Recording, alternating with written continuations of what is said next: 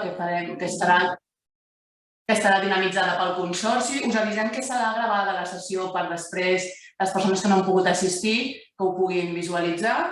Jo soc la Mireia, que substitueixo el Joan, que ha tingut un imprevist i, per tant, no pot assistir. Seré una miqueta la moderadora. Ja he comentat que m'estreno com a moderadora, per tant, espero que us porteu bé en la meva primera moderació d'una sessió i així podré repetir següents. Aquí tenim l'Ariadna Rectoret, que és la directora del Consorci per a la Formació Contínua, que farà una presentació general d'aquesta convocatòria, i després l'Àlex Lobaco, que és el subdirector de programes de formació també del Consorci, que serà qui portarà l'explicació més acurada del que és aquesta convocatòria.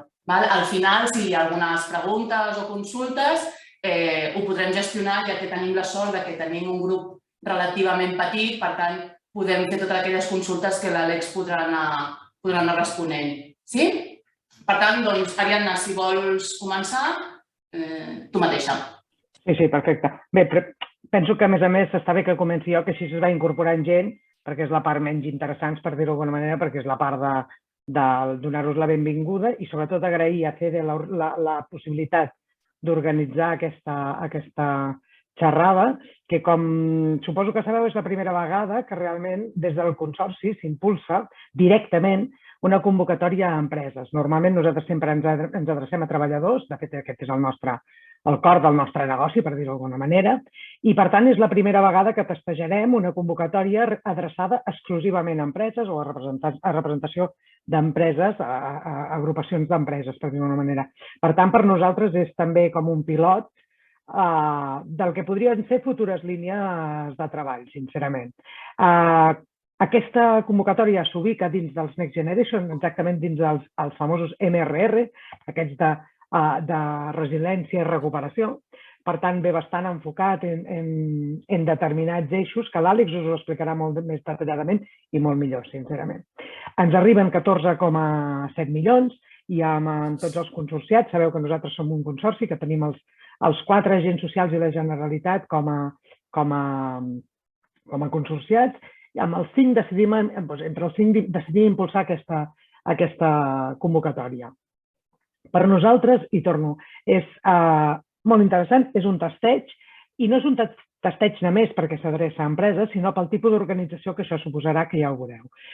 Pensem que té coses bones i coses dolentes. De fet, nosaltres abans d'acceptar, per dir-ho d'alguna manera, les condicions amb les que venia, ens ho vam estar pensant, perquè ve molt limitat. Ja veureu que la formació ha de tenir una durada mínima i una durada màxima, però bueno, hem trobat maneres, gràcies sincerament a l'equip tècnic del Consorci, al qual aprofito també per donar-li una mica de sabó a l'Àlex, que jo penso que han sigut capaços de traduir les limitacions en oportunitats, i penso que això ho veureu en la seva presentació.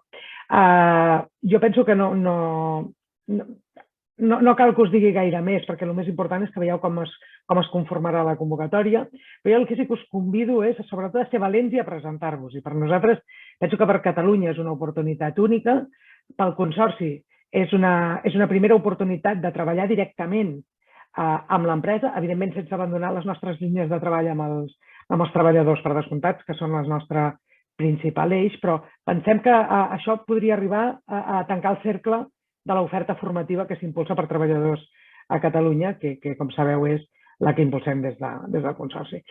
I res més, jo agraeixo la invitació, agraeixo l'esforç d'aquells que hagueu pogut assistir a saber-ho, agraeixo que ho graveu perquè la gent pugui després veure-ho si cal. Igualment, l'Àlex us ho dirà, però si no ja us ho dic jo, a qualsevol dubte, de fet, posarem un dispositiu especial a donar suport a les sol·licituds d'aquesta convocatòria, l'Àlex us ho aniran explicant.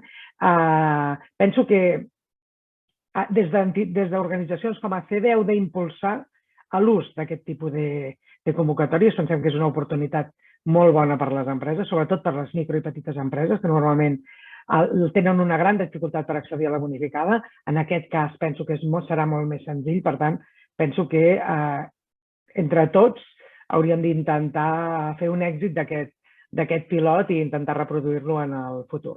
I res més, agrair-vos la invitació i l'assistència i que espero que vagi molt bé tota la jornada. Moltes gràcies. Gràcies, Ariadna. Que vagi molt bé. Doncs, Àlex, tot per tu. Vale. Intentaré compartir una pantalla. Ara primer em presento per qui no em conegui. Soc l'Àlex Lobaco, porto la subdirecció de programes. Subscriure les paraules de la direcció com no podia ser d'una altra manera. Llavors us faré una presentació bastant breu amb un intent, sobretot, veient que aquí estem empreses i entitats de formació, intentaré que sigui una exposició bastant divulgativa sobre el programa, més que no pas molt procedimental. Ho dic això perquè hi ha alguns aspectes de la gestió del procediment que poder a les entitats de formació els interessa, però això farem, properament publicarem, hem publicat l'ordre, properament publicarem la convocatòria, llavors farem també algun webinar a instàncies del Consorci i si esteu interessats ja explicarem com omplir la sol·licitud i aquest tipus de coses. Avui es tracta més de que tingueu arguments per decidir si us interessa sumar-vos o no al programa i veure els pros i contres de la iniciativa. Llavors, us comparteixo una presentació que anirà en aquest sentit. Sí que introduirem algun element de gestió perquè per poder decidir cal explicar alguna cosa, però suposo que ho veieu correctament. Ara en mode presentació, si és que no m'ho dieu, però entenc que és visible. Doncs... Sí, però no ho tens en mode presentació, No es veu en mode presentació? No.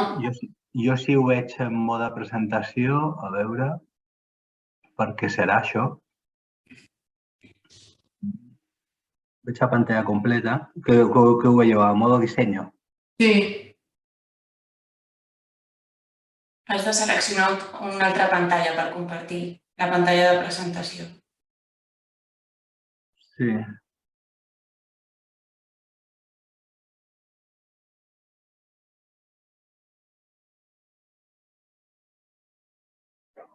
Vale. Segurament ho farem així. Aleshores...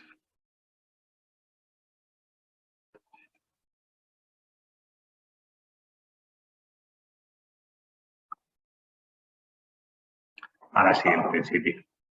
Ara sí. Vale.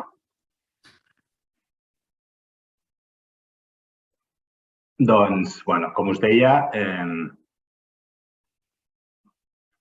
perdoneu un segon, que se m'ha anat. Aquest programa es financia amb fons NRR, amb fons del Mecanisme de Recuperació i Resiliència, i dins dels fons Next Generation. És finançament europeu que es va atorgar als estats membres amb la idea d'impulsar temes relacionats amb el mecanisme de transformació i recuperació i resiliència post-Covid. Llavors, aquest finançament en concret se li va donar per gestionar al Ministeri d'Educació i el Ministeri d'Educació va decidir algunes coses perquè impulséssim aquests programes, que algunes us explicaré, que no han estat, o sigui que és normativa bàsica i que no són, no sé com dir-ho, interpretables. I algunes de les coses, veureu que el programa és molt obert, però sí que té alguns corsers i us explicaré que aquests corsers o aquestes cotilles són pròpies de la norma bàsica i perquè pugueu valorar si us interessa i de més. Aleshores, el primer que us explicar és que aquest programa el que costa una mica entendre és que és formació no formal, o sigui, pot ser formació a mida de l'empresa pot decidir quina formació vol fer, però l'ha de vincular d'alguna manera a alguna unitat de competència o alguna qualificació existent. Com es fa aquesta vinculació? Doncs nosaltres diem de manera de resquitllada o de refilón. Les empreses això no ho domineu tant, és normal, les entitats de formació sí, però una unitat de competència d'una qualificació té una durada important quan ho trasllades a molt formatiu, d'entre 70 i 140 hores. I aquí veureu que la formació que es proposa és un mínim de 30, que això ja sé que serà un problema per a algunes empreses, i un màxim de 60. O sigui, els rangs de formació han de ser entre 30 i 60 hores. Ja us explicaré com es fa aquesta vinculació o com es fa aquesta assimilació, però la raó principal, que això és la primera idea que heu d'agafar, és que aquesta convocatòria el que vol, l'objectiu bàsic, òbviament, és la millora de les competències del treballador i la millora de la competitivitat o de la productivitat per a les empreses. Aquest és l'objectiu bàsic. Però té algun objectiu secundari a l'agenda, que és, per exemple, el de... Sabeu que a nivell estatal s'ha impulsat molt el tema de l'acreditació de competències. Hi ha moltes places per a acreditació de competències a través de l'experiència. I un dels objectius que vol el Ministeri d'Educació és que aquesta formació no formal, però vinculada d'alguna manera en qualificacions, pugui servir per, eventualment, si alguna persona vol passar algun procés d'acreditació de competències i li falta alguna part per assolir, doncs que pugui aprofitar aquesta formació no formal per portar-la a la seva motxilla i que li serveixi per l'acreditació. Com ja dic, aquest és un objectiu secundari i que no parlarem d'això en la convocatòria, però que sapigueu perquè per això aquesta dèria de vincular-ho a qualificacions.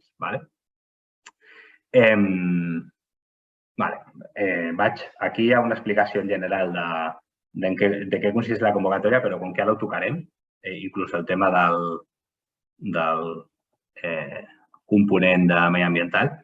Aquestes són les característiques dels programes. Com deia, és formació no formal a mida de les empreses per respondre a les necessitats que pugui tenir una empresa.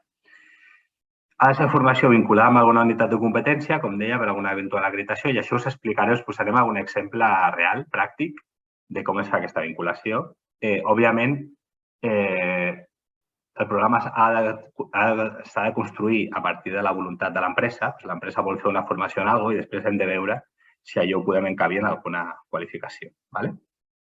Entitats beneficiàries hi ha dos tipus. Empreses a títol individual o agrupacions d'empreses, consorcis, organismes, entitats representatives d'empreses o persones treballadores. Aquí poden haver-hi patronals, gremis, sindicats. Si són empreses a títol individual o són agrupacions d'empreses, no agrupacions empresarials, no associacions, sinó entenent una suma d'empreses, òbviament l'objectiu és formar la pròpia plantilla i si són entitats representatives, formar personal del sector. Aquí no hem posat cap tipus de limitació tampoc a poder formar persones en recerca d'ocupació. Això, entre altres coses, s'ha fet perquè si alguna empresa vol contractar algú, pugui formar-lo i no hi ha compromís de contractació en aquest cas. O sigui, es pot formar i decidir si vols o no vols després contractar-lo. Però es podria fer perquè es poden formar persones en atur. La durada de la formació, com deia, és entre 30 i 60 hores. La durada màxima té un impacte relativament reduït perquè si tu vols formar-ne més de 60 hores, pots definir un itinerari formatiu i fer diversos nivells. Perquè com que la formació és a mida i la decideixes, si volguessis fer un itinerari formatiu per formar una persona en soldadura, podries fer o dissenyar 3 especialitats o 3 accions formatives de 40 hores de 50 i que la persona passi per 120 o 150 hores. O sigui, per la banda alta no és un problema el tema de la durada. Per la banda baixa, igual sí que ho és, perquè com a mínim han de ser 30 i algú pot pensar, jo què sé, abans ho parla la Mireia, la formació de conveni col·lectiu d'alguns sectors és de 20 hores, la mínima, llavors et pot interessar fer una formació de 20 hores. Doncs aquí l'hauràs de complementar amb 10 hores més, com a mínim, per complir el que es demana en la subvenció. Sí que té una cosa que pot ajudar a això, que és que es pot sol·licitar en qualsevol modalitat. Pot ser presencial, pot ser mixta, es poden fer fórmules híbrides, pot ser aula virtual i sempre amb el mateix mòdul econòmic. Això tampoc complica. Normalment sabeu que a les subvencions el presencial es financia un mòdul i la formació no presencial a un altre. En aquest cas, sempre es financia el mateix mòdul, que ara arribarem. Com deia la directora, són 14,7 milions i això hem previst que serveix per formar un mínim de 26.000 persones treballadores. I com deia, es poden incloure persones en recerca d'ocupació. Es pot fer aquest itinerari formatiu que comentem, de més d'una acció. I aquí apuntava o participar en processos d'acreditació, però com explicava, no és fruit de la convocatòria, seria una derivada en casos en què, especialment en casos en què el poder del sector està regulat o fa falta tenir una qualificació professional, un títol, un certificat de professionalitat, doncs sempre pot servir per buscar aquest complement. Explicades aquestes grans característiques, 4 elements per la gestió bàsics, però crec que és important per poder entendre el programa. Sense estendre'n gaire, explicar que aquesta iniciativa no li aplica la llei 30/2015, que qui la conegui, qui entengui que és aquesta llei, és la llei de la formació professional per a l'ocupació i preveu coses tals com que es prohibeix la subcontractació, la formació s'ha de fer en centres inscrits o acreditats, hi ha tota una sèrie de condicionants, les entitats beneficiàries han de ser entitats de formació, hi ha tota una sèrie de condicions que aquí no apliquen. Per què? Perquè no aplica aquesta llei. Llavors, per això les entitats beneficiàries poden ser directament empreses o agents representatius i no són entitats de formació. Com poden participar aquí les entitats de formació? La subcontractació es permet al 100%, inclús a la gestió. No hi ha cap límit, amb la qual cosa una empresa o una agrupació d'empreses o una entitat representativa pot subcontractar a una entitat de formació o diverses per la impartició de la formació i la gestió. Aquí nosaltres en aquesta presentació vam pintar que es preveia un mes per sol·licitar, però com sabeu que passa moltes vegades a l'administració per temes pressupostaris s'han darrerit la publicació i preveiem que es publiqui ara durant el juliol. Com que seria nocturna de l'alegosia el mes acaba l'agost, deixarem com a mínim fins al 15 de setembre de període de sol·licitud. Això del 15 de setembre pot semblar un període molt just. També us he de dir que aquest programa, que està explicat al final, es preveu una continuïtat de 3 anys i tindrem una altra finestra de sol·licitud a final d'any, probablement al mes de desembre, perquè hem d'impulsar la convocatòria l'any següent. Aquesta primera, com explicava, és una qüestió pressupostària, però aquesta primera convocatòria s'ha d'executar fins al 30 de juny del 23.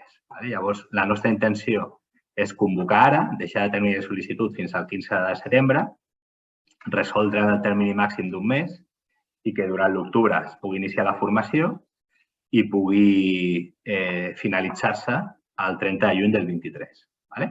Aquest és el timing per la primera finestra. La segona serà publicació probablement al desembre, sol·licitud ja veurem si s'inicia al desembre i s'acaba al gener. Aquí intentarem deixar un període de sol·licitud més llarg i serà per l'execució íntegrament durant el 23. Hi haurà encavalcaments, però és això. I la tercera finestra o la tercera convocatòria seria de cara al 24. Ho explico perquè a alguna empresa li pot resultar ara un fre haver de formular una sol·licitud fins al 15 de setembre. Si tenen una idea ja al cap, un pla de formació dissenyat, una voluntat de quines necessitats tenen els seus treballadors, doncs ho pot fer. Però en cas contrari, doncs, hi haurà aquestes altres oportunitats i fórmules de continuïtat. L'import, com deien, són 14,7 i aquest és el mòdul participant que es preveu. Diem aquest tema del mòdul perquè no hi ha justificació econòmica en factures, ni en suports documentals, ni res. És una justificació contra aquest preu de mercat que s'ha considerat, que es financia 549 euros per les formacions de 60 hores i 245 per les de 30 i entremig hi ha un escalat proporcional. Si te sol·licites 45 hores, doncs la part proporcional. Òbviament, un preu entre 245 i 549. Per què diem aquí que és cofinançable? Perquè així ho diuen les instruccions estatals, ja sabeu que les subvencions moltes vegades no ho és. I aquí diu de manera expressa que és cofinançable amb fons privats o públics sempre que no superi el cost de l'activitat. Què vol dir això?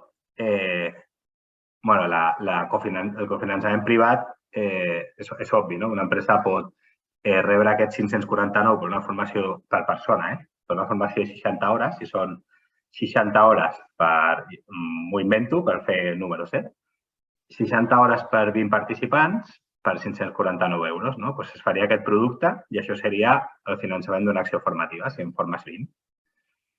L'agrupació d'empreses està pensada precisament perquè si venen microempreses o petites empreses que no paris la producció i que puguis formar-ne 4 participants d'una empresa, 3 d'una altra, 2 d'una altra. Això també enteneu que funciona així.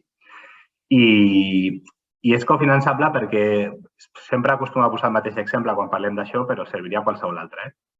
Veureu que les famílies professionals són industrials, són temes de serveis a les persones, sanitat, sociosanitat i que ara arribarem, o temes d'hostaleria i turisme. Llavors, imagineu-vos en el sector industrial que es vol fer una formació d'aeronàutica, per posar un exemple que se m'ocorreix. que soni a que el material és prou car per no cobrir amb els 549 euros per les 60 hores. No?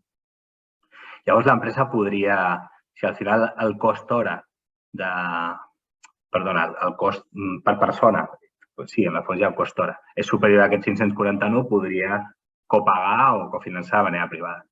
També es pot fer públicament, inclús amb quota de la formació programada. Aquí el que heu de considerar és que, com diem, no es pot superar el cost de l'activitat. Si aquesta formació que jo explico en aeronàutica són 1.500 euros per participant o 1.000 euros per participant i tens aquest finançament de 549, doncs, òbviament, no podràs repercutir un cost superior a això. Qualsevol pregunta o qualsevol proposta, això amb nosaltres o amb l'àrea de justificació econòmica ho podem comentar. Jo crec que el cofinançament en formació programada pot resultar una mica complexa. El cofinançament privat o amb altres fonts de finançament públiques, igual no ho és. Respecte a la subcontractació, he dit que es pot subcontractar al 100%, això és totalment cert, inclús a la gestió, però sí apuntem aquí aquest sense segon nivell, perquè el que preveu la norma, i Europa amb això és molt insistent, és que no es pot... El que no pot fer una empresa és subcontratar una entitat de formació i aquesta entitat de formació, com no fa 8 accions formatives, però una d'elles, com que no és experta en digitalització, per dir alguna cosa, contracta una altra entitat de formació. Això no es pot. El que pot fer és l'empresa o l'entitat representativa, l'entitat beneficiària, el que pot fer és subcontractar dos diferents, una per unes accions i una altra per altres. Però el que no es pot fer és un segon nivell de subcontractació. Això és important perquè ja us dic que Europa amb això s'hi fica molt, inclús amb el lloguer d'aules o coses d'aquestes. Si una entitat beneficiària vol subcontractar l'impartició de l'entitat però ho vol fer en unes instal·lacions X que no són d'aquella entitat, doncs les ha de contractar directament l'entitat beneficiària amb el lloc. Imagineu-vos que requereix una tecnologia, una instal·lació amb una maquinària, un equipament propi, doncs no haurà de contractar l'entitat de formació, sinó que haurà de ser l'entitat beneficiària. Com ja deia, qualsevol dubte, ho parlem i ho expliquem. A nivell de finançament i bestretes, això també és una cosa molt important per a empresa i per a les entitats de formació, que acostuma a generar tensions de tresoreria perquè s'ha d'avançar el finançament i després es cobra al final. En aquest cas, el 100% de la bestreta s'atorga en el moment de la resolució de l'atorgament, de tal manera que no s'haurà d'avançar finançament per fer això. Si una entitat rep 20.000 euros o 30.000 euros o 50.000 o 100.000, doncs se'ls rebrà de manera prèvia i si no arriba als objectius, això es farà la revocació parcial que correspongui. Si s'ha compromès a formar-ne 100 persones i formar 92, s'haurà de retornar el diner proporcional a aquests 8. Aquí diu, l'incompliment total si la realització de l'activitat subvencionada és inferior al 60, això és important perquè també ens diu que s'ha de tenir moderació o prudència a l'hora de fer la sol·licitud, perquè això també està a la norma bàsica i ens diuen que si no s'arriba al 60% dels objectius, es considera que l'incompliment és total i no es pot cobrar res o és una revocació total. L'exemple que posava, per formar 100 persones, si formes 58, tenim un problema, perquè t'has compromès a formar-ne 100, no arribes al 60% dels objectius i cauria tota la subvenció. Per això, simplement ser conscient de les persones que vols formar. Probablement quan és persona de la pròpia empresa o és una agrupació d'empreses i hi ha una voluntat de formar la plantilla, això és menys problemàtic. Quan és una entitat representativa que forma tercers, igual això sí que és més conflictiu, perquè t'has d'assegurar que tindràs assistents i quòrum per formar aquesta gent. Com deia, la justificació és per mòduls. L'assistència es considera el participant finalitzat si assoleix el 80% d'assistència i en cas de no finalització es financia el 15% dels costos de qualsevol participant abandonat. Això també despista una mica si algú ha gestionat formació per a l'ocupació perquè en els programes ordinaris el que fem és recuperar el 15% de tots els abandonaments. Si a tu t'abandonen un número de persones, pots cobrar el 15% per a aquestes despeses de material, de professorat, de selecció. Aquí és de qualsevol persona que abandoni, independentment del nombre, et permeten recuperar un 15% del cost. Si és un altre 15%, i això és una mica confús, però simplement és que pots recuperar el 15% de la despesa que facis si la persona no t'acaba assolint el 80%. i, com deia, s'ha previst finançament per a aquesta iniciativa durant 3 anys. A nivell de sectors, la norma va preveure que s'havien de prioritzar una sèrie de sectors, com deia, industrials, de serveis a les persones i demés. Nosaltres hem evitat que la sol·licitud estigui que identificar de quin sector és una empresa o això, o coses d'aquest tipus, per una qüestió de moltes vegades de complexitat, de classificació de CKs, de que les empreses tenen diferents activitats econòmiques, ja ho sabeu, no? Aleshores, el tema dels sectors ho definirem exclusivament pels continguts de la formació. Pot participar qualsevol empresa de qualsevol sector, aquí no hi haurà cap tipus de limitació. Poden participar treballadors de qualsevol empresa, de qualsevol sector, en el cas de la línia B, aquesta entitat representativa, però sempre ha de ser contra formacions d'aquestes famílies professionals. Són com veieu, les primeres totes són industrials, com a mínim seleccionades en el Pacte Nacional per a la Indústria, electricitat i electrònica, energia i aigua, fabricació mecànica, totes aquestes, informàtica i comunicacions, tal. Després el tema de l'hostaleria i turisme, la sanitat i els serveis socioculturals i a la comunitat, això és del bloc serveis. I aquí hi ha comerç i màrqueting de l'àrea professional COML, que és la logística, per considerar-la industrial. La formació a desenvolupar ha de ser d'aquestes, perquè això sí que, això no ho he explicat, però els programes funcionen per concurrència competitiva, hi ha una valoració tècnica, amb la qual cosa, en cas de tenir més sol·licitud que diners disponibles, hi haurà sol·licituds que quedaran fora, això vol dir concurrència competitiva, que hi ha competència, i en cas que no es compleixin els requeriments, en concurrència competitiva s'haurà de denegar explicant que no és subjecte a la convocatòria. Com us deia, el tema dels exemples, ara, com que estic projectant el Power, hauré de sortir un moment del Power i projectar. Allà hem posat un exemple d'un enllaç. Això intento que no sigui una cosa molt farragosa. Tornarem al Power i ho veureu. He posat un enllaç de com es pot buscar una unitat de competència. Això de cara a una empresa igual li sona a una cosa estranya i peregrina perquè estem en el món del sistema de qualificacions, de les unitats de competència.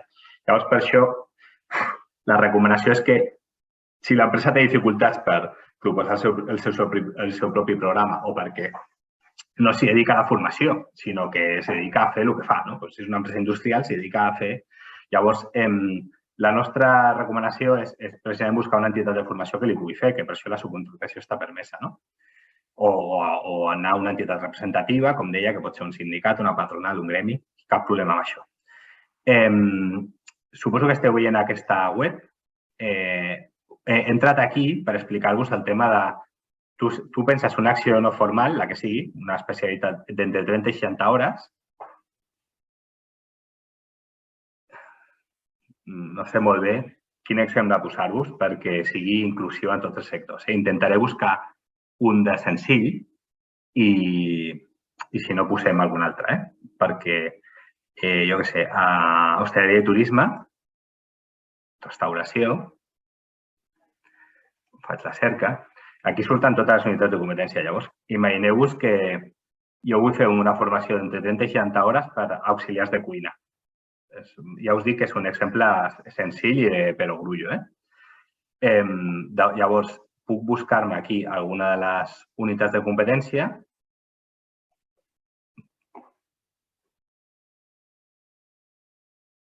i no sé, aquí estan les realitzacions professionals dins de la unitat de competència. Òbviament, no s'han de complir totes i per això us deia que la relació entre la formació i la unitat de competència és bastant superficial. Sí que, òbviament, ha de ser...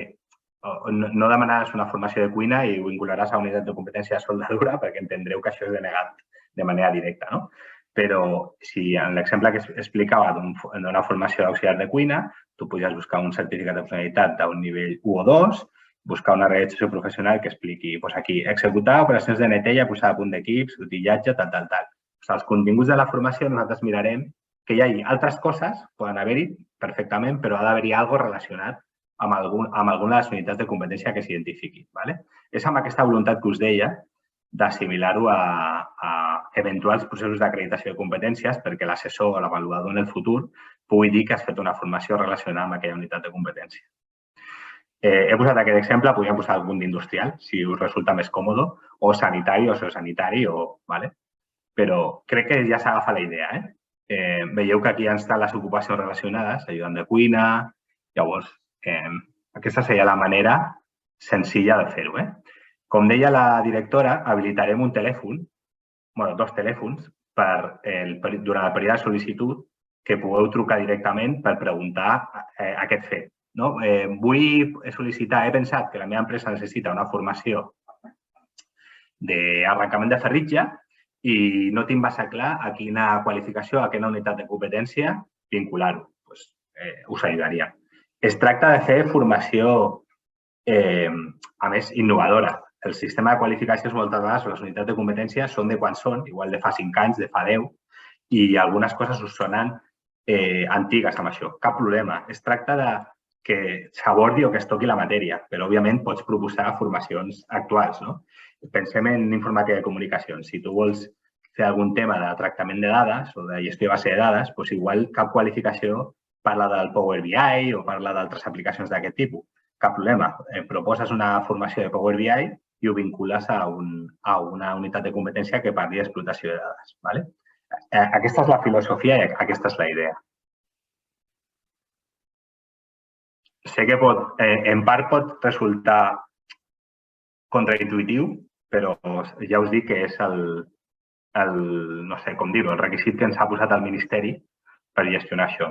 I nosaltres, tot i que això sigui un corser o una cotilla, com deia abans, ho veiem com una oportunitat perquè es pot finançar formació d'entre 30 i 60 hores amb una subvenció en la que no has d'avançar el diner, sinó que la subvenció és a priori, fas aquesta bestreta al 100% i és això. Aquest és l'enllaç que us deia del catàleg. Jo us he ensenyat l'enllaç de l'Agència de Formació i Qualificacions Professionals de Catalunya, de l'Agència FPCAT, per ser l'enllaç que tenim aquí propi, però es podria mirar a la web de l'Inqual sobre les qualificacions estatals i demés. I una cosa que també és important és que no totes les qualificacions existents tenen un títol o un certificat de professionalitat desplegat. Us poso un exemple molt clar.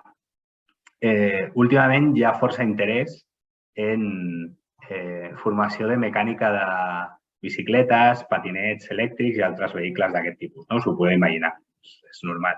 Llavors, existeix la qualificació professional, que es va fer el 21, però no s'ha desplegat en cap títol ni en cap certificat de professionalitat.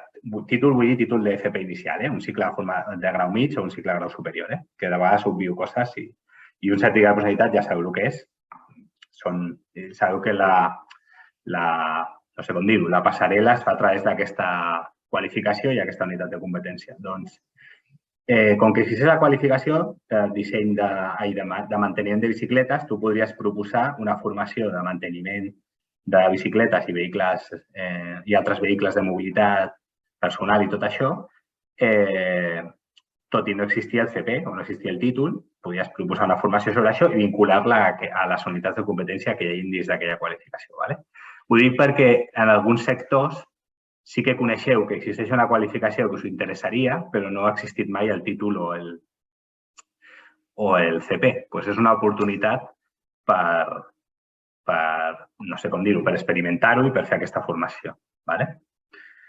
Com deia, la vinculació amb unitats de competència s'ha identificat la sol·licitud i una manera de vincular-ho és amb aquestes realitzacions professionals o criteris de realització que us ensenyava.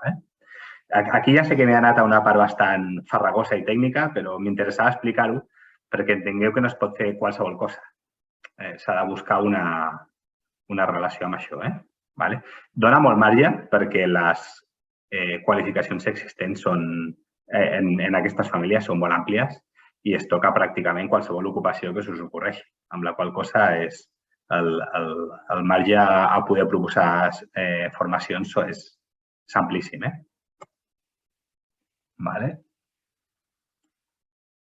I això és tot. Aquí us he deixat un correu electrònic, però com que habilitaran aquests telèfons, doncs no sé si és el que esperàveu com a presentació, en qualsevol cas la que havíem pensat, i si teniu qualsevol pregunta, qüestió, voleu aprofundir qualsevol aspecte, doncs a disposar. Puc respondre les coses així in situ. Si les heu de madurar i les heu de reflexionar, podeu escriure'ns directament o via CD o via aquest correu o a mi mateix. I ja està.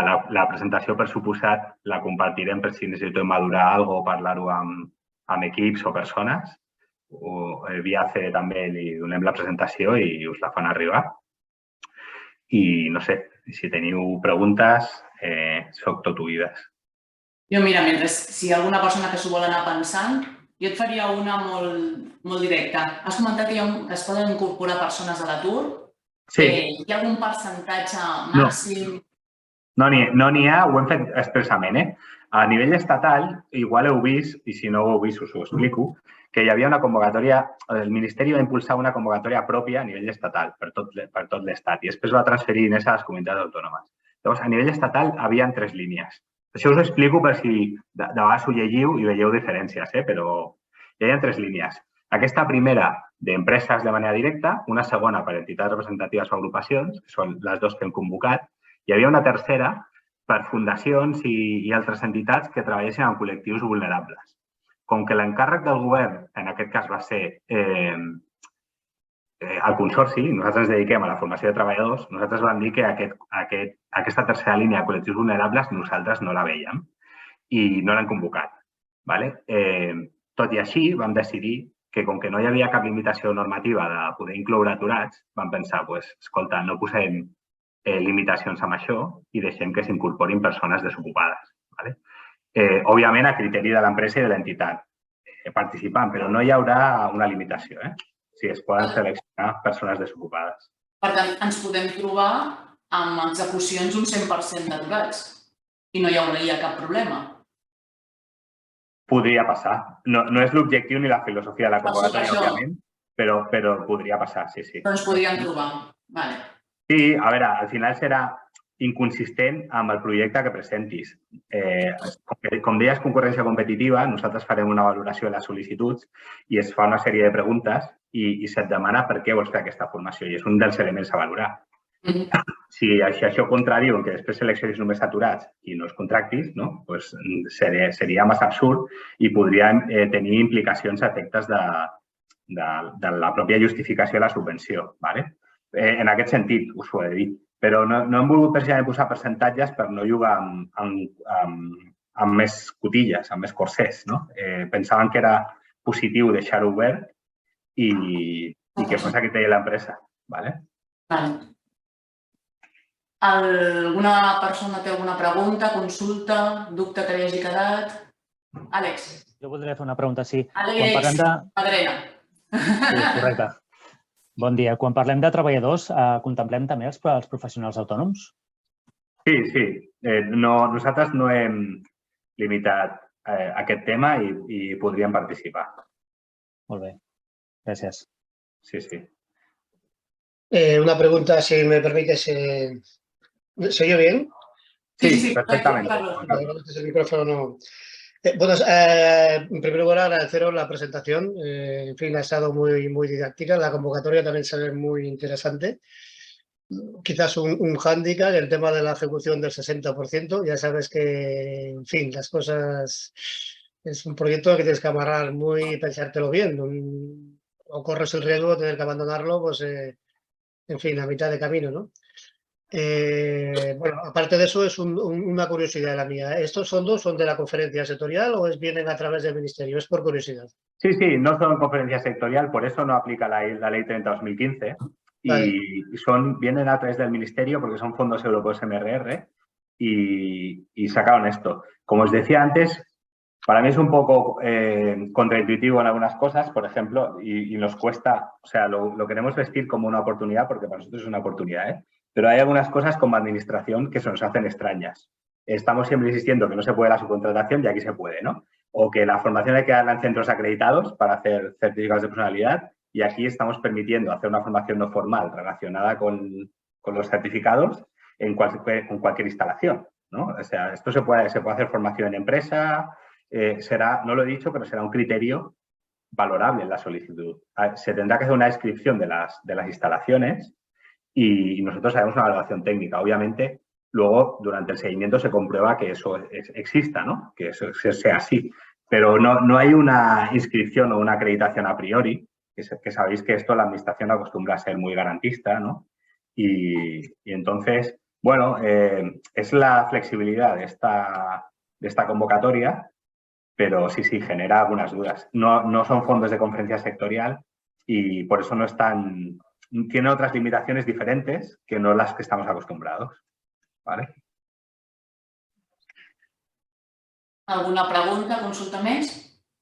Sí, una, sisplau. Quan té previst que surti aquesta convocatòria? El divendres passat van publicar l'ordre de bases. Bueno, això ja són coses d'administració, però cal una ordre de bases i després una resolució convocatòria. L'ordre bàsica conté tots els aspectes normatius i procedimentals i la convocatòria està en gestió per portar-ho ad hoc. O sigui que és possible que la setmana que ve o la següent, com a màxim, si no es publica la que ve, surti ad hoc i, com deia, el període de sol·licitud, com que volíem deixar un mes, però aquest mes cauria a l'agost, volem deixar sol·licitud com a mínim fins al 15 de setembre. Dic com a mínim, però probablement serà el 15 perquè per ara hem escrit el 15. Però si sortís algun problema en publicació i encara s'endarrerís més, doncs ens repensaríem aquest termini. Però tot fa pensar que serà fins al 15 de setembre. Per això també us deia el tema que probablement traurem una altra convocatòria a final d'any.